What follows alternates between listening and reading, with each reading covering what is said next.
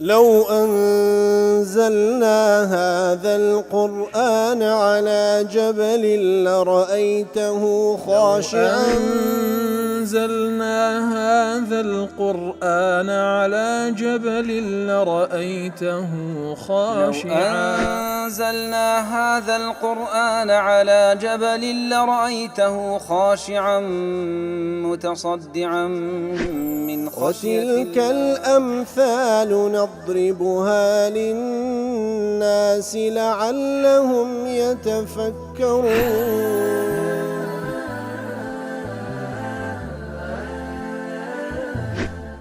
الحمد لله والصلاة والسلام على رسول الله وعلى آله وصحبه ومن والاه. السلام عليكم ورحمة الله. برزان خوش حالم لواني نوصت ده لواني كاين تفسير القرآن بيروز بيمو خزمتان بس رزامن دي رب العالمين وهوادان مئوي آزي السودي لور بقرن. أعوذ بالله من الشيطان الرجيم. بسم الله الرحمن الرحيم. إذ يغشيكم النعاس أمنة منه وينزل عليكم من السماء ماء ليطهركم به ويذهب عنكم رجز الشيطان وليربط على قلوبكم ويثبت به الأقدام. بەڵێ خۆشەویستان دیار وەکولەوانی ڕابژ لە خزمەت دەواتی پیرۆزە دابووین لە سیاقی و ئاتانی سوورەتی ئەلئەنفال کە باز لە غەزوەی بەدر دەکاتن. خۆی گەورە هەندێک لە ناز و نیعمەتەکانی خۆی باز دەکاتن بەسەر موسڵماناندا کاتێکەوە فەرمی ئید وەکو گوتمان واتە وەذکوڕوا بەبیرتان بی لە پێش ساوتان بی کاتێکەوە یوغەشیکم النوعاس ئەمەنەتەن من کاتێکەوە لەو شەوەیدا کەوا لە بۆ بەیانی ڕوبەڕووی ئەو جەیشە دەبنەوە کاتێکەوە زانیتیان عەدەدی ئەوان نزیکەی 1000 کەسە و لە عەدەدی خۆشیان 300 کەسەکەواتە 3 بەرامبەرە ئیتر بتوێنێتەوە وەکو ئینسانێک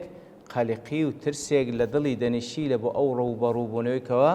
لە بەیانیدا چاوەڕوانیان دەکاتن. بەڵام تاوەکو خوای گەورە ئەو قەلقی و ترسەی نێڵی لەو شەوەدا وەکو لە قەولەکە ئیمامی عەلی خوای لێ ڕاز بکەوە لەوانەیە ڕابرد باسمان کرد کەوا دەفەرمی بە یەک دەفعە خوای گەورە نوعاس و بۆرژانی بەسەر ئەو جەیشەیدا باراند و دای پۆشتن بەو خەوەدا تەنها پێغەمبەر نەبی سەڵڵاهو عەلەیهی وسەلەم هەتا بەیان لە ژێر دارەکەدا خەریکی نوێژکردن و پاڕانەوەدا بوو. ئیتر بەو بۆرژان و خەوەی بەسەریدا باراندن هەم بەهێزی کردن ئیسراحەتیان کرد با بڵێن ترس و قەلقی و دڵەڕاوچەیان نەما بەڵکو ئەمن و ئەمانی پێبەخشین. وينزل عليكم من السماء ماء ليطهركم به. إتر لا بعض الناس ونعمتي دوم كوالو آتدا باسدك وينزل عليكم من السماء ماء ليطهركم به. واتل آسمان دا خواي قور باراني بسر دا باراندن لبرسيبو تن حكمتي شي بازدك لو بارانا يكام أو باراني كوا بسر دا باراندن ليطهركم به تاوكو خاوين تام بكاتا وبو بارانا أي وكل قاسم در أي من الحدث الأصغر والأكبر كواتا حمل بو أوي كوا دسنويجي نبو بو بارانا بو مصدرك وسرتاويك كوا دسنويجي نوي بكاتوا هم أوي غسل زنابتي لسربو تاوكو غسل لخودر بيني تاوكو خاوين تام بكاتوا وهو التطهير الظاهر. إتر بو بارانا ظاهری خاوێنی کردنەوە ظاهیر و دەرەچیانی خاوێن کردەوە ئەو جەدوای باز لە دڵ و دەروون و باتنیش دەکا. ئەوە لە قاسمی لە تەفسیری وەسیددا دەڵێ أنه سبحانه أنزل على المؤمنين المطر من السماء. خوای گەورە ئەو بارانەی لە ئاسمان و لەوە باراندن ليطهرهم به من الحدثين الأصغر والأكبر تاوەکو ئەوەی کەوا دەستنوێژی نییە دەستنوێژ نوێ بکاتەوە أو كوا غسل لسرة غسل دربيني فإن المؤمن كما يقول الإمام الرازي إيمان دار هلوك إمام الرازي يكاد يستقذر نفسه إذا كان جنبا. سبحان الله. إنسان إيمان دار دلي كاتك وقر زنابتي لسربي خارك بيزي لخوي دبيتوا ويغتم إذا لم يتمكن من الاغتسال خفت دخوا أجر غسل زنابت لسربي نتوى وصل لخودر بيني ويضطرب قلبه لأجل هذا السبب. عندليشي بەڕاستی مرتاح نابی کاتێکەوە خاستن ئەگەر غوسل لەسەربی بابرێن ئاوێک نەبی خۆی پێ بشوە. ئیتر خوای گەورە لەو لایەنەی ئەوەی کەوا پێویست بە دەست نوێژ بوو ئەوەی پێویست بە غوسل بوو ئەوە خوای گەورە بۆ بارانەی لە بۆ باراندن خاوێنی کردنەوە لە هەردوو حەدەثی ئەصغەر و ئەکبەر وەکو لە تەفسیرەکان دەفەرمێ. کەواتە یەکەم حکمت لە بارانەکە تاوەکو ظاهریان خاوێن بکات و لە حەدەثی ئەصغەر و ئەکبەر. ويذهب عنكم رجز الشيطان وتاوكو وسوسي شيطان تان لي بروين توبو بارانا وكل وصيد دلي وأصل الرجز الاضطراب. رجز لأصل رجز بمعنى اضطراب شيوان دي ويطلق على كل ما تشتد مشقته على النفوس. كواتا لو حالتي واتا هرشتك ومشقتك لسا نفسه دور دروز بكا بيقول لي رجس لقاسمي دلي ويذهب عنكم رجز الشيطان أي وسوسته بأنكم على هذا الرمل. شيطان وسوسين ناودلو دروين ياندروس كدبو اتربو باراني أو وسوسي دروينتو وسوسي شيطان أو بكوا بأنكم على هذا الرمل لا تتمكنوا من المحاربة. يعني أو خاكي زوي بدر كوا لبو بياني بريار وايا قتال لبين آن دوج من كان دروز بي زويك بو رملي بوا قوموا تسوبوا دار الشيطان أوس وسي هنا بناودليان لا تتمكنون من المحاربة. أنكو براس شلنا لسر أو خاكي كتسو ليمو بابلين رملية كودتوان روبا بنو شرب كان. ومع فقد الماء كيف تفعلون؟ وقال آبي جنبي أدباشة سيدا كان سبحان الله. لو إذا فرمي ويذهب عنكم رجز الشيطان أو وسوسي الشيطان دروينتو فأنزل تعالى بإنزاله ذلك فأزال تعالى بإنزاله ذلك. كانت أو وسوسي الشيطان لناودلو درونيان لابرد با دابزيني أو بارانيو فكان لهم به طهارة باطنة. كواتا هم طهارته شي باطن بوسوسة دليان فكملت لهم الطهارتين. كواتا هم طهارتي يكم كوكو فرموي ليطهركم به أو كوا دسنويجينيا أو كوا غسل نابد لسر بو بارانا تواني دسنويجو ياخذ غسل لسر غسل خوي درب كاتن كواتا ظاهري خايم بو. وهروها هم أو وسوسة لناودلو درونيا أوش وكو نامرتاحيك وكو بيساتيك لضليانا إتر عيني بو بارانا وسوسي الشيطاني لدلو درونيا نما وخاويني كردنوا كوا وسوسي دا كردن أو عارض الرملية ونقولنا توان محاربة بكن وياخذ كو محاربة ذاك كل بينه وقتال كلا كذا دسنوي جدني ياخذ غسل لسرا يتأوس وساني همي روان دوا. وليربط على قلوبكم كواتا تاوكو دلكان تان ببستيتو قايم بكا وكلا قاسمي دل أي يقويها بالثقة. كواتا تاوكو دلالتان قايم بكا وببستيتو بثقة بنصرة خواي قولا بتي بالأمن وزوال الخوف أو دلالتاني قايم كرد بثقة وبأمن وأمان للا خواي قولا وهروا خوف دلاراوتشين ما. وكل تفسيري سعدي دلي وليربط على قلوبكم أي يثبتها تاوكو أو دلتان قايم كاو زيجير بك فإن ثبات القلب أصل ثبات البدن. وأجر دل زيجير بو دل نلرزي بدنو لاقا كانش نالرزن. وكل تفسيري وصيد دلي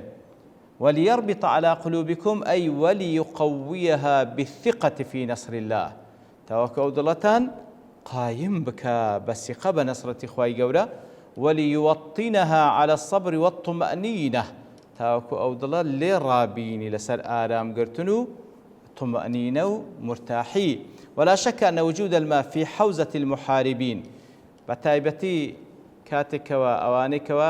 لجبهة دانو خريشي بعض قتال دان زور مهمة سرتاويش آويشان للابي يزيدهم قوة على قوتهم وثباتا على ثباتهم. أو آويك بيانا هنديد كبهيزي عندك هنديد كخوراقري عندك. أما فقده أجر بي أو بان فإنه يؤدي إلى فقد الثقة والإطمئنان. بآوي دبي تمايك وسقيان نامنه مرتاح نابن بل وإلى الهزيمة المحققة بلكو برو هزيمة دورانه شي مسو قرديان با وليربط على قلوبكم وكدلي وأصل الربط ويقال لكل من صبر على أمر ربط قلبه عليه كوات أصل الربط لسهاتي لشدهاتي بستان دلي هر کسێک سەبر لەسەر شتێک بکری دەڵێ دڵەکەی لەسەری بەسترایە أي حبس قلبه عن أن يضطرب أو يتزعزع واتە دڵەکەی بەستراوە لەوەی کەوا بلەرزی ومنه قولهم رجل رابط الجأش أي ثابت متمكن كاتكوا وصف كسيك دكان بوكوا رابط الجأش أي ثابت متمكن خوراقرة دڵەکەی قايمة حكمتي دي كشكا لو آتدا باز دكاتن لنتيجة أو بارانا ويثبت به الأقدام وكل تفسير قاسمي دلي أي على الرمتاوكو بيكانشان جيجير بي لسر أو خاكو أو زويي كوا رملي بو تولم بو مجاهد دلي أنزل الله عليهم المطر خواهي يقول أو باراني لبو باراندن فأطفأ به الغبار أو خولا نيهشت وتلبدت به الأرض زويك قايم بو وطابت نفوسهم وثبتت به أقدامهم ضلي شامبي خوش بو بيشيان جيجيرتر بو وقوله به ويثبت به الأقدام أو به يرجع إلى الماء المنزل كواتا ويثبت به الأقدام بو آوي كواداي بزان بيشتان جيجير بو لسروي عادي أو إلى ما تقدم من البشارة والنصر يعني بهيك واتبو مجدداني خواي قورة بنصرت أنقو خواي قورة بي قايم كردن لتفسير وسيط دلي أي أنه سبحانه أنزل عليهم المطر قبل المعركة كواتا خواي قورة سبحانه وتعالى أو باراني لبيش أو كوا معركة دس بيبكا للشوكيدة لبو باراندن لتطهيرهم حسيا ومعنويا خاوية من يام بكاتو هم بدن لا شيئا هم درونيا لا وسوسي الشيطان ولتقويتهم وطمأنينتهم تاوكو قايم بن مرتاح بن مطمئن بن وليثبت أقدامهم به بيشان زيجير بي حتى لا تسوخ في الرمال بيشان زيجير بي تاوكو لا زوية رمليكا لو زوية كواهمو يقوم تاوكو بيان نتسقي وحتى يسهل المشي عليه بلكو بأصاني بتوان لسير برونكاتكوا بو بارانا بو شوي خو باورين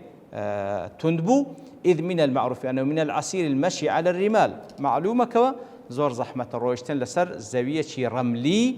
فإذا ما نزلت عليه الأمطار جمدت وسهل السير فوقته مشهورة بلام كاتك باران دباري كاتك كوا تندبي إتر آسانتر لسري درواو وهروا توز خوليش نامينه لها لا تفسير وسيط دلي جاء عن ابن عباس أنه قال نزل النبي صلى الله عليه وسلم يعني حين سار إلى بدر والمسلمون بينه وبين الماء رملة دحصة أي كثيرة مجتمعة